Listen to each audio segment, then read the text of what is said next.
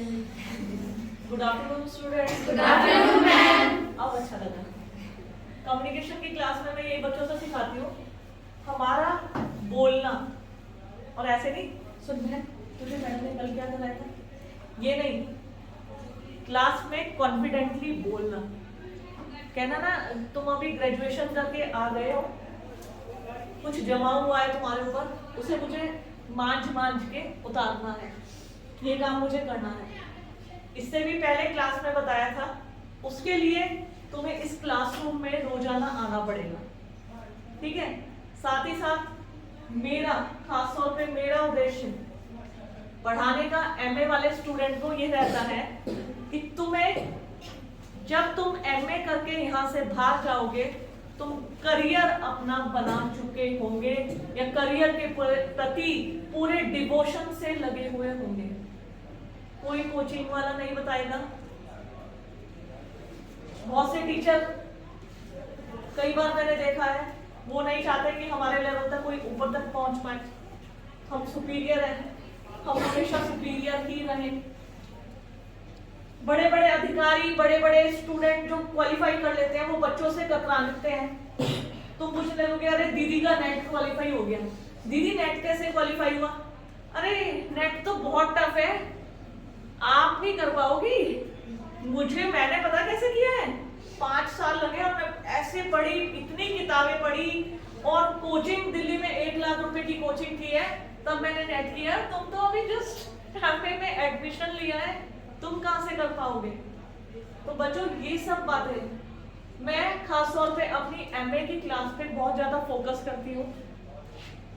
यकीन मानो मुझे इस समय नेट के काम की वजह से क्लास लेने को टोटली मना किया गया है। आप नेट का काम करेंगे मैडम, क्लास नहीं लोगे, लेकिन मैं घर पे दिन रात करके नेट का काम भी पूरा करती हूँ और कोशिश करती हूँ मेरी क्लास ना छूटे।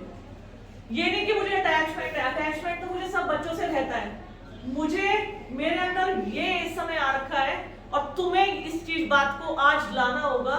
जो तुम्हारा ये एमए है ना, ये समझ लो ये तुम्हारा ऐसा प्लेटफॉर्म है, इसके बाद या तो तुम्हारा करियर बिल्कुल खत्म हो जाएगा, जो तुमने डिग्रियां हासिल की तुम सब बर्बाद कर दोगे, सब बिल्कुल बेकार है, इस क्लास में बैठना बेकार है, या फिर इन सारी डिग्रियों को कंक्लूड मतलब सबको इकट्ठा करते हुए तुम करियर की अपॉर्चुनिटी को पालोगे। ये 2 बातें हो सकती है, और दोनों मेरे हाथ में नहीं है, ये दोनों बातें तुम्हारे हाथ में है। मैं तो टीचर हूँ, काम पढ़ाना है, और मैं बहुत अच्छे से अपने जैसे कहते हैं डेडिकेशन से पढ़ाना, और मैं बहुत सेटिस्फाई होती हूँ जब मैं क्लासरूम से बाहर निकलती हूँ ना, तो मेरे चेहरे पे एक स्माइल होती है। स्माइल इसलिए मैंने आज बच्चों को बड़े इत्मीनान से पढ़ाया, समझा के आई हूँ, लेकिन मैंने अपना पुरुषार्थ पूरा किया है ना। तुम अपना पुरुषार्थ कैसे पूरा करोगे? पढ़ के, समझ के, तुम्हें आना पड़ेगा। मैं अभी एमए 3rd सेम के बच्चों को बता रही थी, अभी तो तुमसे मैं रूबरू हुए में कुछ ही दिन हुए हैं, किसी को जानती हूँ, किसी का नाम भी नहीं पहचानती हूँ, अभी धीरे धीरे पहचान जाऊंगी। टीचर हो ना, टाइम लगेगा, ठीक है, पहचान जाऊंगी। लेकिन बच्चों एमए 3rd सेम से मैं कह रही थी, तुम में से कुछ बच्चे वास्तव में मुझे ऐसे लगते हैं हीरे, कि जैसे लगता है कि इस बच्चे को तो निकलना ही चाहिए, ये यहाँ के लिए नहीं बना है, बस बेटा तो निकल जा। जब तुम बाहर 1 लाख, 1.5 लाख, 2 लाख रुपए कोचिंग की फीस या किसी इंस्टीट्यूट में एडमिशन लेते हो, वहां तुम 100 रुपए 200 रुपए किराया खर्च करके यूनिफॉर्म पहन के रोजाना जाते हो, और ये फैक्ट है। और यहाँ तुम बहुत कम फीस में एडमिशन लेके आए हो, इस तरीके का बाउंडेड नहीं है, तुम सोचते हो अरे आज छुट्टी मारने, ठंड ज्यादा है, कोई बात नहीं कल ले लेंगे क्लास।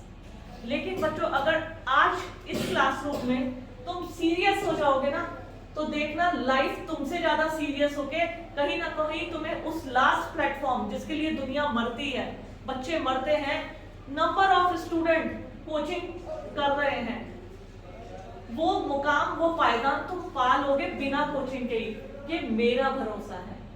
और तुम्हें भरोसा किस विश्वास पे दिलवा रही हूँ? क्योंकि तुम्हारे सामने जो मैं खड़ी हूँ, उसी भरोसे पर मैं लास्ट सेकंड तक कायम रही। आज की तारीख में जहां मैं खड़ी हूं तुम्हारे सामने या तुम्हें बता रही हूं, मेरे पास 2 सरकारी नौकरी है, दोनों क्लास 1, दोनों गजेटेड पोस्ट। मैंने कभी कोचिंग नहीं ली। फैमिली बैकग्राउंड एक टाइम आके ठीक हो गया था, उससे पहले वो भी ठीक नहीं था। 4 सिस्टर थे, मम्मी पापा कहते थे दीदी की शादी है, ये है, लेकिन बाद में उन्होंने सपोर्ट हमेशा किया पेरेंट्स ने, लेकिन मैंने अपने पेरेंट्स को प्रूव करके दिखाया है। और तुमसे ये इसलिए शेयर कर रही हूँ कि तुम मुझसे सीख लो। और आज तुम इस क्लासरूम में जिस पेरेंट्स के भरोसे आके बैठे हो ना, मेरे हर एक बच्चा सीरियसली मेरा सिलेबस पढ़ेगा, इसको करियर अपॉर्चुनिटी मानेगा और आगे निकल के दिखाएगा। मैं तब तुमको मानूंगी। क्लास में बैठने का पुरुषार्थ तुम्हारा तब सार्थक होगा। रोज इसी शब्दों से शुरू करूंगी अपनी क्लास, तुम्हें ठोकती रहूंगी, ठीक है ना, 100 सुनार की और 1 लोहार की। तो इस तरीके से तुम कहोगे ये मैडम पता नहीं क्यों जब भी क्लास में आती है शुरू हो जाती है। लेकिन बच्चों, वास्तव में कुछ चीजें हमें कोई समझाए ना, तो वास्तव में हम इतने भी मूर्ख नहीं है कि अपने अच्छे और बुरे को समझ ना पाए। क्या तुम मुझे समझ पाओगे तनु मैडम को, कि तनु मैडम किसके लिए कह रही है? अपने लिए बोल रही है? अरे तुम्हारे लिए बोल रही है। तनु मैडम तो सक्सेस हो गई, लेकिन तनु मैडम ये चाहती है मेरा हर एक बच्चा सक्सेस हो। आज तुमने यदि मेरे ऊपर भरोसा किया है, कुछ बच्चों ने कि मैडम मैंने पूछा कि तुमने एमए सोशियोलॉजी में, कि मैडम आपकी वजह से, जब तुमने उस भरोसे से के साथ इस क्लासरूम में एडमिशन लिया है कि आपकी वजह से हमने एडमिशन लिया है, तो मेरे अगर इस भरोसे पे तुम खरा उतरोगे तो मुझे भी अच्छा लगेगा। और वो पायदान जब पहुंच जाओगे ना, तो वास्तव में तब तुम मुझे याद करोगे, हाँ वो एक मैडम थी ना समाजशास्त्र वाली, बोलती रहती थी। तो आज हमें लग रहा है कि मैडम सही कहती थी। क्योंकि बच्चों, जो चीज मैं तुम्हें ये सिखाने जा रही हूँ ना, पार्ट ऑफ रिसर्च है। मैंने कहा ना, मेरा पेपर फर्स्ट पेपर था, मेरी सारी वीडियो बनी हुई थी, मेरा सारा काम आसान था, अगस्त काउंटिंग ये सब मुझे पढ़ाना था। मैंने कविता मैम से कहा आप ये पेपर ले लो, मैं रिसर्च पढ़ाऊंगी, रीजन मुझे लगता है पोस्ट ग्रेजुएशन आपकी वो क्लास है, इस क्लास के बाद आप रिसर्च कर सकते हैं, पीएचडी जिसको बोलते हैं, आप नेट कर सकते हैं। पर नेट और पीएचडी, जिसको नेट क्वालिफाई करने के बाद और पीएचडी कंप्लीट करने के बाद आज आप मेरी तरह प्रोफेसर बन सकते हैं।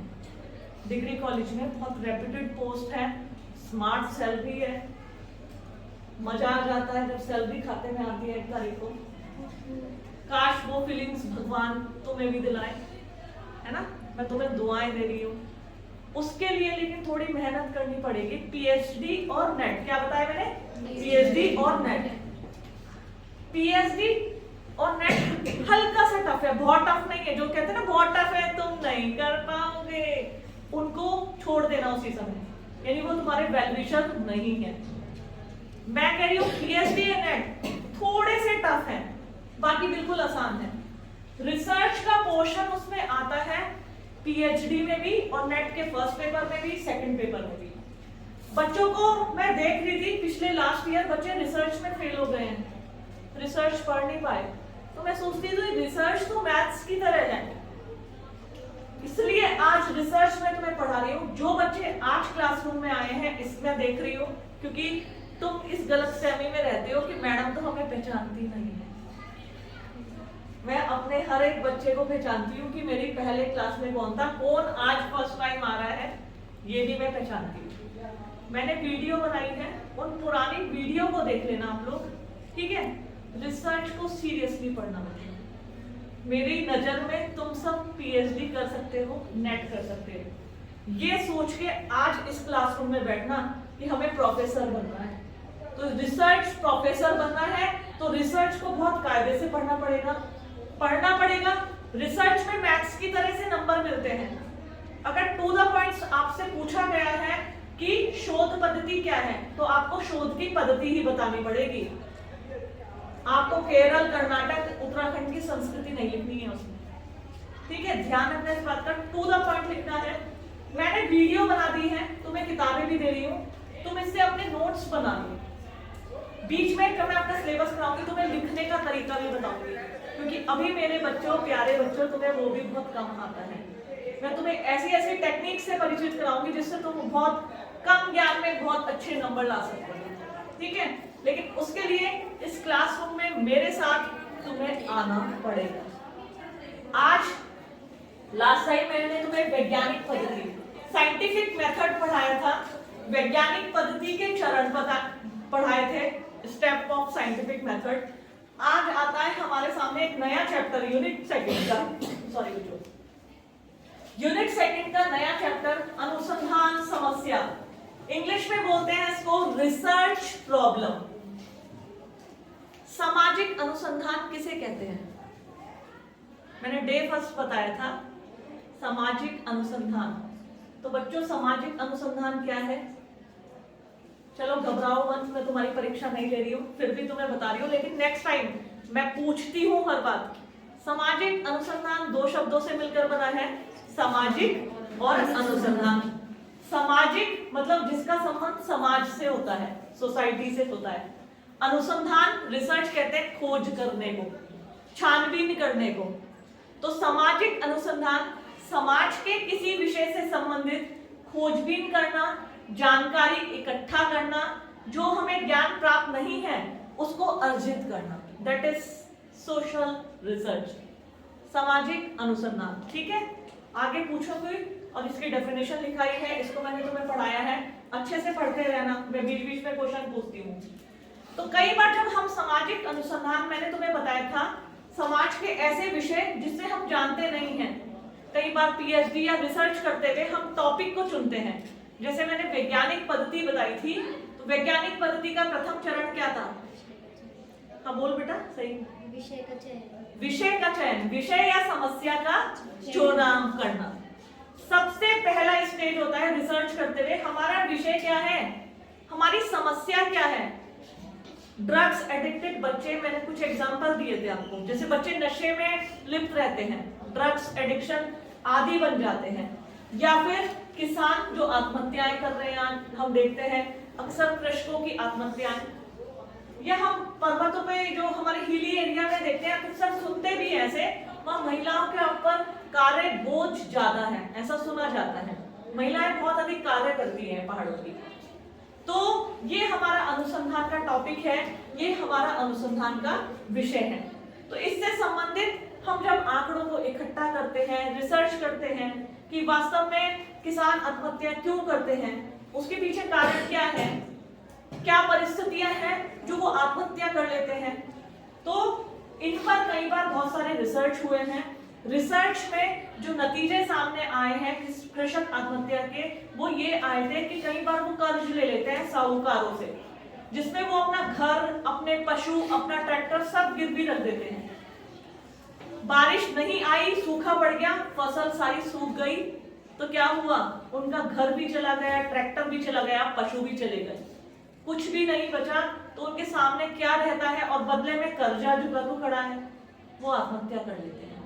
उनका कर्ज उनकी आत्महत्या का प्रमुख कारण माना जाता है, ऐसा कहा जाता है। तो कहने का मतलब बहुत सारी रिसर्च प्रॉब्लम होती है, बहुत सारे अनुसंधान के टॉपिक होते हैं जिन पे हम रिसर्च करते हैं। आज हमारे सामने एक नया टॉपिक आया है, अनुसंधान समस्या, रिसर्च प्रॉब्लम, कि हमें अनुसंधान करते हुए समस्याएं कहाँ कहाँ आती हैं। अगर मैं तुम्हें कहने लगूं, तुम कहाँ कहाँ से आते हो, जरा एक दो बच्चे बताओ बेटा, कहाँ से आती है? किशनपुरी से। बताओ। लालपुर। सबसे दूर से कौन आता है जिसको लगता है मैं सबसे दूर से आती हूँ? हाँ बेटा, बढ़िया साइड से, ठीक है। तुम्हें कॉलेज तक पहुंचने में कोई समस्या आती है? आती है? अच्छा, क्या? बस नहीं मिलती, वेरी गुड। और किसी को कोई समस्या, या कोई बस मौज मस्ती करते हुए घूमते फिरते आ जाते हो? कई बार क्या है, मेरे बहुत से बच्चे डाडा मंडी या बस नहीं मिलती, वेदर टाइम से वो घर नहीं पहुंच पाते हैं, या कोटद्वार में ही रह जाते हैं। ध्यान से सुनो, मैं कहाँ फोकस करने की कोशिश कर रही हूँ। मैं तुम्हें बता रही रिसर्च प्रॉब्लम, अनुसंधान समस्या। हम सामाजिक अनुसंधान में समाज का, खासतौर पे व्यक्तियों का और व्यक्ति के व्यवहारों का अध्ययन करते हैं। ध्यान से समझना, सामाजिक अनुसंधान में व्यक्तियों का अध्ययन किया जाता है, व्यक्तियों के व्यवहारों का अध्ययन किया जाता है, ठीक है, उनके संबंधों का अध्ययन किया जाता है। अब संबंधों को मैंने तुम्हें बताया था तोला जा सकता है, 2 किलो, 4 किलो, 5 किलो। इनके संबंध तो 5 किलो मजबूत है। ये 100 मीटर लंबा है उसका संबंध, जिंदगी के बाद भी जिंदगी के कौन सा है ना वो। समझो मेरी बात को, रिसर्च प्रॉब्लम कहाँ आती है। हम संबंधों को नाप नहीं सकते, माप नहीं सकते, तोल नहीं सकते। ये वो चीज है मनुष्य का व्यवहार, आज हम खुश हैं कल दुखी हैं। कोई हमारा संबंधी ये है कि इसको चोट लग गई तो हमें बहुत दुख हो रहा है, उसके अगले दिन हमने देखा हमारी लॉटरी लग गई, अरे वाह बहुत खुश है, कैसे उड़ाए पैसों को, कपड़े खरीदे, घर खरीदे, कार खरीदे, क्या खरीदे। कहने का मतलब मनुष्य का व्यवहार, हमारे संबंध आज मधुर है, कल तुम्हें मैं डांट दूंगी, कल तुम्हारे लिए तनु मैडम बहुत खड़ूस है, बदलते रहते हैं। Be a human being. हमारे व्यवहारों को, हमारे संबंधों को तोला नहीं जा सकता, मापा नहीं जा सकता, क्योंकि हमारे जो व्यवहार, हमारे जो संबंध है वो परिवर्तनशील है। उसका अंदाजा भी नहीं लगाया जा सकता कि मैं कब खुश रहूंगी या कब दुखी रहूंगी। इसका अंदाजा तुम नहीं कह सकते मैडम ना 25 जनवरी को बहुत खुश रहेंगी। अरे पूजा तो 25 जनवरी को ना बस इसको देखना चकाचक टल्ली रहेगी। क्यों, हम कोई वो है क्या, मुहूर्त निकला है क्या? नहीं, हम बात कर रहे हैं रिसर्च प्रॉब्लम की, अनुसंधान समस्या की। हमारे सामने रिसर्च करते समय प्रॉब्लम क्या आती है, क्योंकि हम सामाजिक अनुसंधान की बात कर रहे हैं। सामाजिक अनुसंधान में अध्ययन की इकाई होती है मनुष्य, मनुष्य के व्यवहार, उनके सामाजिक संबंध जिनको हम माप नहीं सकते, तोल नहीं सकते, जान नहीं पाते कब क्या हो सकता है, इसका हम अंदाजा नहीं लगा सकते। सबसे बड़ी समस्या तो यही है। हम उन परिवर्तित विचारों का अध्ययन कर सकते हैं। पॉलिटिकल पार्टी का ही भरोसा नहीं है, कोई आज बीजेपी में है तो कल कांग्रेस में है, परसों आप में था तो आज वो बीजेपी में है। तो ये तो मनुष्य है, पॉलिटिकल पार्टी भी नहीं है, हम इनका अंदाजा नहीं लगा सकते। ऐसे में उनके परिवर्तित व्यवहार, संबंध हमारे सामने एक समस्या बनकर खड़े हो जाते हैं। साथ ही साथ हमारे समाज में, हमारी सोसाइटी में कितने प्रकार के धर्म, जाति, संप्रदाय के लोग निवास करते हैं। तुमने देखा होगा कई बार धार्मिक उत्सव जब आयोजित किए जाते हैं, सभी मिलजुल कर बढ़ चढ़कर हिस्सा लेते हैं, एक दूसरे का सहयोग करते हैं। लेकिन जब कभी तनाव फैल जाता है तो वही डिस्प्यूट पैदा हो जाते हैं, वही एक दूसरे के क्षण भर में दुश्मन पैदा हो जाते हैं, दुश्मन बन जाते हैं। तो कहने का मतलब हम सभी उन परिवर्तनशील व्यवहारों का, संबंधों का अध्ययन कर रहे हैं जिनको समझना कठिन नहीं, बहुत कठिन है, क्योंकि क्या कब वो बदल जाए, कब वो परिवर्तित हो जाए, ये हमारे सामने सबसे बड़ा चैलेंज है, सबसे बड़ी समस्या है। तो अनुसंधान समस्या, रिसर्च प्रॉब्लम, जब हम रिसर्च करने जाते हैं किन किन समस्याओं से आत्मसात होते हैं, उन्हीं के बारे में पढ़ेंगे। मैंने बताया अनुसंधान समस्या की कुछ रिसोर्सेज हैं, रिसर्च प्रॉब्लम के रिसोर्सेज, अनुसंधान समस्या के स्रोत कौन कौन से हैं। अनुसंधान समस्या के स्रोत मतलब रिसोर्सेज कहाँ से वो उत्पन्न होती है, कहाँ से हमें मिल सकती है, प्रॉब्लम्स कहाँ से मिल सकती हैं। संबंधित साहित्य का अध्ययन, रिव्यू ऑफ लिटरेचर बोला जाता है। देखो बच्चों, कई बार हम जो टॉपिक लेते हैं ना, समस्या अपने अध्ययन के लिए, संबंधित साहित्य का अध्ययन कहते हैं उन टॉपिक पे पहले से रिसर्च हो चुके होते हैं। फॉर एग्जाम्पल, हम कृषकों की आत्महत्याएं करने जा रहे हैं, अभी तुम गूगल पे सर्च करोगे, नंबर ऑफ रिसर्च कृषकों की आत्महत्याओं पर हो चुके हैं। महाराष्ट्र में, गुजरात में, मध्य प्रदेश में, उत्तर प्रदेश में बहुत सारे रिसर्च हुए हैं। आपको उन रिसर्च अगर हम देखें, वहां से रिसर्च प्रॉब्लम पता चल सकती है कि उन लोगों को, जब उन लोगों ने रिसर्च किए थे, उनको क्या क्या समस्याएं आई थी। अगर हम ड्रग्स एडिक्शन के ऊपर, मादक द्रव्य पदार्थों के सेवन और उनमें बच्चों में बढ़ती समस्याएं, इसका रिसर्च करें तो इसमें भी नंबर ऑफ रिसर्च हो चुके हैं। तो हम उन रिसर्च को देखें कि रिसर्च को करते समय उन लोगों को क्या क्या प्रॉब्लम आई थी। तो जो अनुसंधान समस्या के सोर्स हैं, रिसोर्सेज हैं, वो हमें कहां से मिल सकता है? एक तो यहां से, ये क्या है? संबंधित साहित्यिक अध्ययन, जो अध्ययन पहले हो चुके हैं, पूर्व में हो चुके हैं, उनसे हम जब समस्याओं को जानते हैं तो उन्हें कहते हैं संबंधित साहित्य का अध्ययन।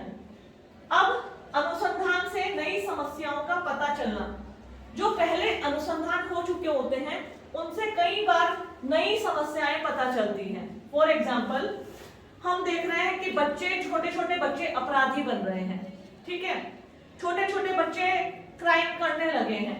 जब रिसर्च हुए, और ये मैं तुम्हें बता रही हूं, मैंने एक जगह पढ़ा था, बच्चों में ना अपराध की, जैसे बड़े बड़े शहर है ना, छोटे शहरों की अपेक्षा बड़े शहरों में चाइल्ड क्राइम बढ़ने लगे हैं। बाल अपराध, चोरी में बच्चे इन्वॉल्व रहने लगे हैं, पॉकेट मार, कई सारी चीजों में, इवन कई बार तो मर्डर वगैरह में भी बच्चे इन्वॉल्व रहने लगे हैं, क्राइम्स में। तो अनुसंधानों से नई समस्याओं का पता चला। जब रिसर्च हुए कि बच्चे छोटे शहरों की अपेक्षा बड़े शहरों में चाइल्ड क्राइम क्यों हो रहे हैं, तो जो रिसर्च में चौंकाने वाली रिपोर्ट आई, उसने चौंका दिया। क्या चौंका दिया? बड़े शहरों में अधिकतर पेरेंट्स वर्किंग होते हैं, माता पिता दोनों वर्किंग हैं, निकल जाते हैं, जॉब पे निकल जाते हैं, वो देखते ही नहीं पूरा दिन बच्चा पढ़ रहा है या क्या कर रहा है, कहां जा रहा है, किसके साथ उठ बैठ रहा है। साथ ही साथ एडॉप्टेड मदर, सौतेली मां, कई पेरेंट्स ऐसे हैं जो सिंगल हो जाते हैं तो वो दूसरी शादी कर लेते हैं। तो ये तथ्य सामने आया, बच्चे का बिगड़ने का टोटल कारण उसकी सौतेली मां है। उसका व्यवहार बच्चे के साथ सही नहीं था, जिस कारण वो बच्चा मजबूर हो गया क्राइम करने के लिए, उसे आदत पड़ गई। हम बच्चों को अच्छा लाइफ स्टाइल देने की कोशिश करते हैं, उन्हें अच्छे से अच्छा खिलाना, अच्छे से अच्छा पढ़ाना, अच्छे गैजेट्स देना। पेरेंट्स आते हैं मैं कई पेरेंट्स को देखती हूँ, उनके पास तो टूटा फूटा मोबाइल रहेगा और बच्चे के पास आईफोन, एप्पल आईफोन। मैं सोचती हूँ क्यों, ऐसा क्यों? वो सोचते हैं हम अपने बच्चों को सारी सुविधाएं दें कि जिससे वो बहुत अच्छे से पढ़ सके, लेकिन वो गलती करते हैं, बहुत बड़ी गलती करते हैं। हम जानबूझकर अपने बच्चों को बिगाड़ रहे हैं। क्या आईफोन से वो पढ़ लेगा? क्या बाइक दिलाने से वो और अच्छे से कॉलेज जाएगा, पढ़ेगा? वो तो पढ़ने की बजाय लेंसडॉन मिलेगा, मसूरी मिलेगा बाइक से क्लास में आने की बजाय। कहने का मतलब, जब हम रिसर्च करते हैं ना, तो अनुसंधानों से नई समस्याओं का पता चलता है कि बच्चे बिगड़ने का कारण उनके माँ बाप खुद हैं। आज उन्होंने, माँ बाप ने आईफोन दिला दिया, कल को वो उन्हें और अच्छी चीज नहीं दिला पाए तो उसके बदले में उन्होंने चोरी करना शुरू कर दिया। पहले तो खुद के पेरेंट्स से किया, फिर जब वहां बात नहीं बनी तो उन्होंने घर के बाहर चोरी करना शुरू कर दिया। तो कई बार रिसर्च से भी हमें नई प्रॉब्लम्स पता चलती है, नई प्रॉब्लम्स जनरेट होती हैं। इसी तरह नई पॉइंट, सामाजिक घटनाओं से संबंधित समस्याएं, जो हमारी सामाजिक घटनाएं होती हैं उससे भी संबंधित समस्याएं होती हैं। जैसा कि मैंने अभी अभी बताया, हमारे समाज में विभिन्न धर्म, विभिन्न जाति, विभिन्न क्षेत्र के लोग निवास करते हैं। आप अगर देखें, विभिन्न जाति के लोग हमारे यहाँ कास्टेस में हैं, हमारे यहाँ रिलीजन्स में विभिन्न धर्मों के लोग निवास करते हैं। क्षेत्र देखें तो भारत में कितने राज्य, कितने संशासित प्रदेश हैं। इवन उत्तराखंड में ही देखें तो हम गढ़वाली, कुमाऊनी, विभिन्न सांस्कृतिक प्रदेशों के लोग निवास करते हैं।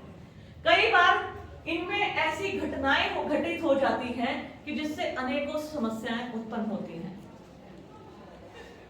जैसे जाति को लेके, जातिवाद को लेके, धर्म को लेकर मैंने अभी अभी बताया था, विभिन्न धर्मों के लोग एक साथ बिल्कुल मिलजुल कर कार्य करते हैं। मैंने अभी एक न्यूज देखी थी दुर्गा पूजा के समय, इसी बार जो ये अक्टूबर में दुर्गा पूजा हुई थी ना बंगाल में, कि दुर्गा पूजा में विभिन्न लोगों ने ना, मुस्लिम भी, हिंदू भी, सबने मिलकर दुर्गा पूजा की। लेकिन एक पंडाल में कुरान शरीफ को पता नहीं क्या हनुमान जी के चरणों में रख दिया था, या तो उन्होंने स्टेज पे रखा था, भगवान के साथ उसे पूजा करने की कोशिश की थी कि वो भी पवित्र ग्रंथ है। देखो, जैसे हिंदुओं की धार्मिक आस्थाएं रामायण महाभारत से जुड़ी हैं, उसी प्रकार मुस्लिम संप्रदाय के लोगों की जो धार्मिक आस्थाएं, उनकी कुरान शरीफ उनके धार्मिक ग्रंथों से जुड़ी है और नेचुरल सी बात है। तो उन्होंने उस पे स्टेज पे रख दिया, तो उन्होंने लगा इन्होंने उनके चरणों में रखा, उनका वो कर दिया, तिरस्कार कर दिया, तो उन्होंने पूरे पंडाल को आग लगा दी। मैंने घटना सुनी थी, फैक्ट है ये। तो कहने का मतलब कई बार जो सोशल हमारी जो सामाजिक घटनाएं होती हैं उससे भी हमें समस्या का पता चलता है कि समस्याएं कहां से। हम तो धार्मिक सद्भावना की कोशिश कर रहे थे, लेकिन धार्मिक सद्भावना ने एकदम सांप्रदायिकता का रूप ले लिया।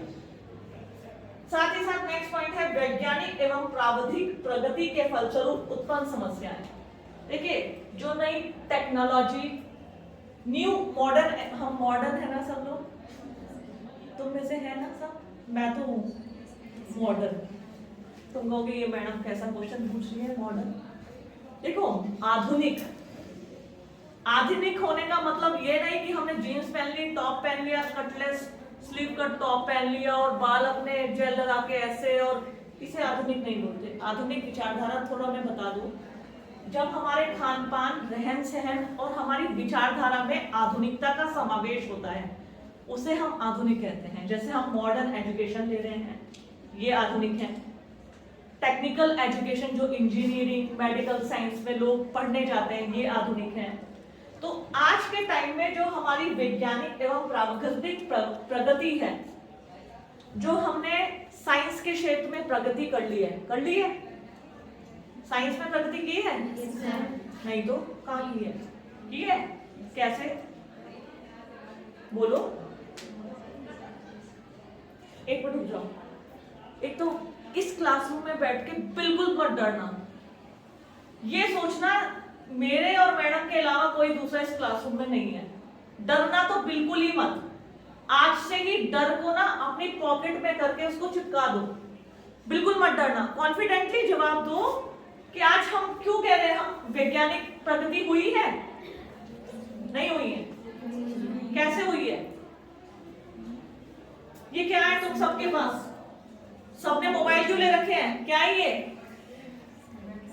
माचिस की डिब्बी जिसमें तार लगा हुआ है? नहीं, ये क्या है भाई?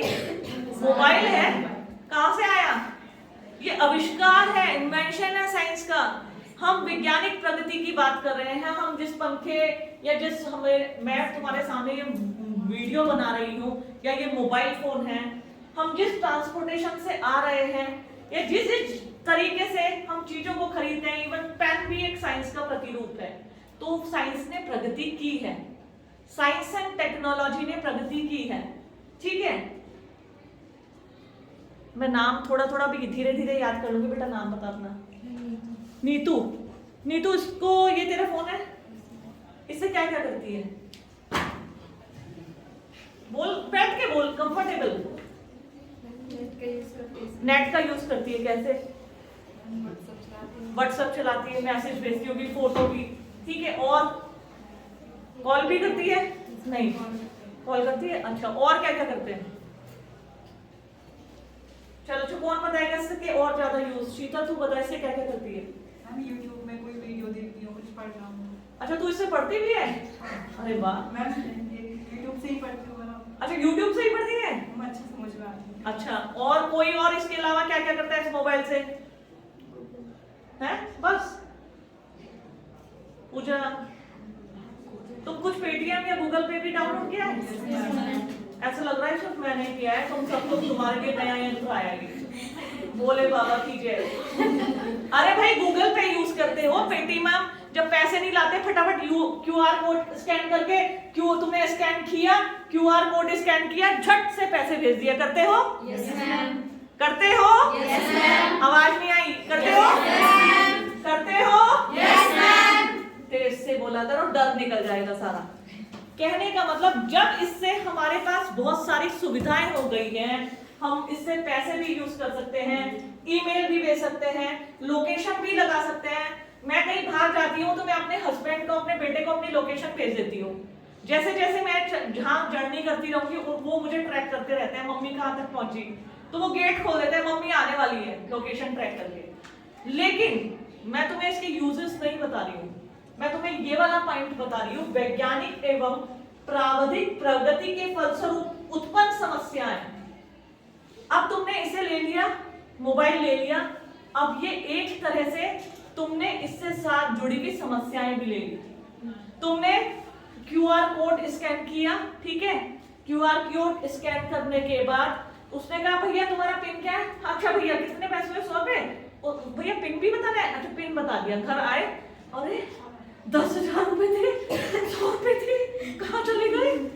पिन तो हमें शेयर ही नहीं करना था, हमें तो सिर्फ क्यूआर कोड डाल के स्कैन करके, उसने क्या किया, मशीन से तुम्हारे स्कैनिंग की, तुम्हारे को मैसेज भेजा 10,000 रुपए निकालने का, और तुम मैसेज तुम्हारे पास आया नहीं, तुमसे पूछा पिन क्या है, तुमने कहा भैया 2349 जाओ, हाँ ठीक है पेमेंट हो गया, तुम्हारे 10,000 रुपए भी चले गए। तो इस साइंस एंड टेक्नोलॉजी यदि इंप्रूव हुई है तो इसने न्यू प्रॉब्लम्स भी डेवलप कर दी है, नई समस्याओं को भी जन्म दे दिया है। क्या जन्म दे दिया है? मम्मी मैं सिद्धबली मंदिर जा रही हूँ। अच्छा बेटा ठीक है, लोकेशन में तो तेरी लैंसडाउन आ रहा है तूने तो अभी बोला सिद्धबली मंदिर जा रही है। लो भैया, मम्मी को घर बैठे पता चल गया मैं लैंसडाउन गई, सिद्धबली मंदिर नहीं गई। एक नई समस्या, पैसे निकल गए, वो दूसरी समस्या, ठीक है। फिर बहुत सारी, मतलब कहने का मतलब नंबर ऑफ प्रॉब्लम, यदि नई टेक्नोलॉजी डेवलप हुई है तो उस टेक्नोलॉजी से जुड़ी असंख्य समस्याएं भी उत्पन्न होती है बच्चों। तो रिसर्च प्रॉब्लम में ये पॉइंट जो आया है, वैज्ञानिक एवं प्रावधिक प्रगति के फलस्वरूप उत्पन्न समस्याएं, कि जो जब और ठीक यही एग्जाम्पल तुम लिख सकते हो बच्चों। ये मत सोचना तनु मैडम जो तुम्हें क्लास में एग्जाम्पल दे रही है वो ऐसे ही मजाक के लिए दे रही है, नहीं, तुम समझ के अपने क्वेश्चन को राइट करोगे। शीतल के जाना तो नहीं है? क्वेश्चन जब तुम राइट करोगे तो उदाहरण से ही देखो, रटना सॉल्यूशन नहीं है, समझ के लिखो, तब तुम लिखोगे कि इस पॉइंट का मतलब कि जैसे कि मोबाइल आ गया है, पेटीएम आ गया है, गूगल पे आ गया है, हम एक छोटा से मात्र पिन शेयर करने से हमारे खाते से लाखों रुपए और निकलते हैं। मैं लोगों को क्राइम्स देखती हूँ, लाखों रुपए उनके खाते से निकल जाते हैं। तो ये सब समस्याएं भी जिसे कहते हैं साइबर क्राइम। साइबर क्राइम कब अस्तित्व में आया? जब हमारे सामने वैज्ञानिक, कहते हैं ना साइंटिफिक इंप्रूवमेंट, प्रोग्रेस अस्तित्व में आई, तो उससे चिपकी हुई एक समस्या भी अस्तित्व में आई जिसको नाम दिया गया साइबर क्राइम का। ठीक है बच्चों, नेक्स्ट पॉइंट है अनुसंधानकर्ता का स्वयं का अनुभव। जब तुम लोग 4th सेमेस्टर में आ जाओगे तब तुम्हें रिसर्च करना पड़ेगा एक टॉपिक को लेके। लास्ट ईयर कुछ बच्चों ने किया था, 3rd सेम वालों को मैं तैयार कर रही हूँ, ऐसे ही तुम्हें भी करना पड़ेगा। जब तुम अनुसंधानकर्ता कहते हैं रिसर्चर, जो हम रिसर्च करने जाते हैं तो हम हैं अनुसंधानकर्ता, इंग्लिश में बोलते हैं रिसर्चर, ठीक है। अनुसंधानकर्ता का स्वयं का अनुभव। जब आप कहीं रिसर्च करने जाते हैं ना, आप अपने पर्सनल एक्सपीरियंस से भी बताते हैं कि तुम्हें क्या क्या समस्या आई। फॉर एग्जाम्पल, मैं तो तनु मैडम ने कहा था 50 घरों का अध्ययन करना या 40 घर का करना। तुम गए, तुमने निदर्शन से 40 घर का चयन किया था, लेकिन 40 में से 10 लोग तो अपने घर पर ही नहीं थे, ताले लगे हुए थे। एक नई समस्या, अब इनके लिए कल को आना पड़ेगा। कल गए वो तब भी नहीं मिले, पता चला वो तो घर ही छोड़ के चले गए, ठीक है। ये फिर जिनके घर गए आपने उनसे क्वेश्चन पूछा, नहीं हमें नहीं बताना। कई लोग डरते हैं कि अरे ये क्यों आ गए, कोई हमारी जानकारी लेने आ गए, हमारा बीपीएल कार्ड कैंसिल हो जाएगा अगर हम इनको सूचनाएं देंगे, तो वो गलत सूचनाएं दे देते हैं। मेरी बातों का मतलब समझो। जब एक रिसर्चर खुद फील्ड में जाता है तो उसे नंबर ऑफ प्रॉब्लम फेस करनी पड़ती है। जब मैं खुद रिसर्च करने जाती हूँ या मेरे बच्चे रिसर्च करने जाते हैं, मैंने लास्ट टाइम बच्चों से कहा था तुम फोटो और वीडियो जरूर बनाना रिसर्च की, जिससे मुझे पता चले कि तुम गए हो, घर बैठ के रिसर्च नहीं किया है। तो कह रहे मैडम कुछ लोगों ने तो फोटो खिंचवाई नहीं, कि फोटो मत खींचना बिल्कुल भी। तो लोग डरते हैं, ये मत लिखना। और उन्होंने पूछा आपके घर में पक्का घर है कि नहीं, जबकि दिख रहा है पक्का घर है, हमारे पास पैसे नहीं है। उनको डर, भय, कई बार नंबर ऑफ प्रॉब्लम फेस करनी पड़ती है रिसर्चर को, अनुसंधानकर्ता को। तभी कहा गया है अनुसंधानकर्ता का स्वयं का अनुभव, पर्सनल एक्सपीरियंस। जब और पर्सनल एक्सपीरियंस कब होता है? मैं तुमसे कहने लगूं बच्चों चलो तुम सब कल केदारनाथ जाना, एक हफ्ते बाद यहाँ आना और मुझे बताना तुमने क्या क्या फेस किया, ठीक है? कल केदारनाथ जाना और एक हफ्ते बाद आना, फिर जो तुमने रास्ते में कठिनाइयों को फेस किया वो मुझसे आके डिस्कस करना। तो जब हम कहीं निकलते हैं ना, कठिनाई का अनुभव भी तभी पता चलता है। तो ये वाला पॉइंट, अनुसंधान की पुनरावृत्ति। ऐसा नहीं है अनुसंधान सिर्फ एक बार एक समस्या पे एक ही बार होते हैं। कई बार एक समस्या एक विषय पे नंबर ऑफ रिसर्च होते हैं, नंबर ऑफ अनुसंधान होते हैं, मतलब बहुत ज्यादा अनुसंधान होते हैं। तो अनुसंधान की पुनरावृत्ति जब जब होती जाती है ना, तब भी कई बार कई समस्याएं निकल आती हैं। क्यों? बार बार रिसर्च हो जा रहा है, किसी का कोई कंक्लूजन निकल रहा, किसी का कोई कंक्लूजन निकल रहा, किसी को कोई समस्या आई तो उसके अनुरूप उसका रिसर्च प्रॉब्लम ही दूसरी हो गई। तो ये सब है बच्चों अनुसंधान समस्या के स्रोत, यानी सोर्सेज ऑफ रिसर्च प्रॉब्लम, कि अनुसंधान समस्या कहां से उत्पन्न होती है। कहां से उत्पन्न होती है? संबंधित साहित्य के अध्ययन से, अनुसंधान में नई समस्याओं से, सामाजिक घटनाओं से, वैज्ञानिक एवं प्राविधिक प्रगति के फलस्वरूप उत्तीर्ण होती है। जब एक रिसर्चर का खुद का एक्सपीरियंस होता है, अनुसंधानकर्ता का स्वयं का अनुभव होता है, और जब अनुसंधान की पुनरावृत्ति, या तो बार बार जिस चीज पे रिसर्च होते हैं तो कहीं ना कहीं वो प्रॉब्लम बन जाती है। एक गांव में आत्महत्या किसानों की हुई है, एक आदमी ने अध्ययन किया, दो ने किया, तीन ने किया, बाद में लोग चढ़ने लगते हैं, लोग रिसर्च ही करने आते हैं। भैया तुम रिसर्च ही करते रहोगे या हमारी कुछ हेल्प भी करोगे, सहयोग भी करोगे? तो लोगों की अपेक्षाएं हमसे बढ़ने लगती हैं, फिर वो नाराज होने लगते हैं, तो हमें उनकी नाराजगी का भी सामना करना पड़ता है। ये भी एक समस्या है, लोग जल्दी से हमें नहीं बताएंगे। तो अनुसंधान करते समय बहुत सारी समस्याएं उत्पन्न होती हैं जिन्हें कहा जाता है रिसर्च प्रॉब्लम।